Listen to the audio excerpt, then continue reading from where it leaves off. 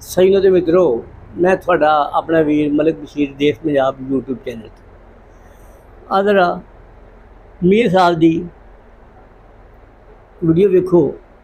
इंशाअल्लाह वादा करता हूं कि जल्द आपसे मिलूंगा और फिर वो बातें बताऊंगा जिससे पाकिस्तान अजीम बनेगा, अजीम बनेगा, अजीम बनेगा, अजीम बनेगा, अजीम बनेगा।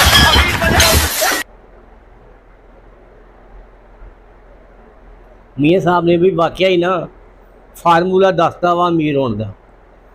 मियाँ साहब जदों अपोजिशन दे विच सी उदों कहंदे हुंदे सी कि जिहड़ा बंदा 30,000 कमांदा वो अमीर नहीं, वो गुजारा बड़ा औखा वा। तो किस तरह बिल देगा? अज ने मियाँ साहब ने कहता कि जिहड़ा बंदा 8500 रुपया महीना कमांदा वा वो गरीब नहीं, वो अमीर है। वाह बी वाह, मियाँ साहब ने अमीर होने का फार्मूला दसता वा।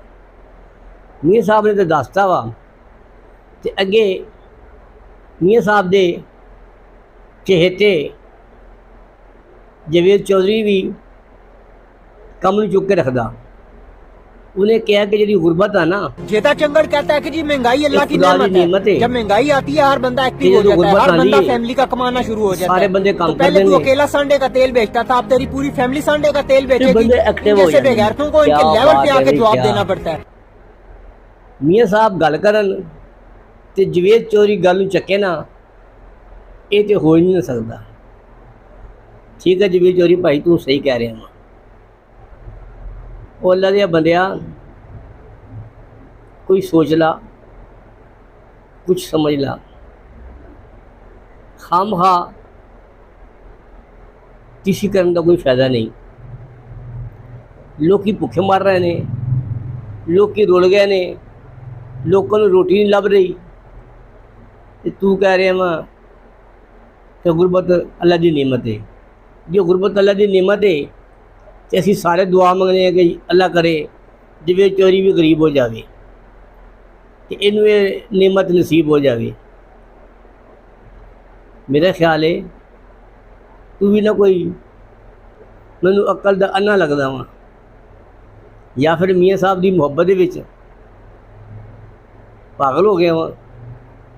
पागल जो तू होना ही है ना कि मियाँ साहब वालों तैनू आशीर्वाद मिलती है तो फिर तू यसमैन तो बनना ही है ना। बंदे नू कोई सोचना चाहिए, कोई समझना चाहिए वा, ते वक्त वेखना चाहिए वा। वो ना होवे कि गुरबत के तंग आए लोग तेरे दुआले हो जाए। मेरा सियाना हो जा,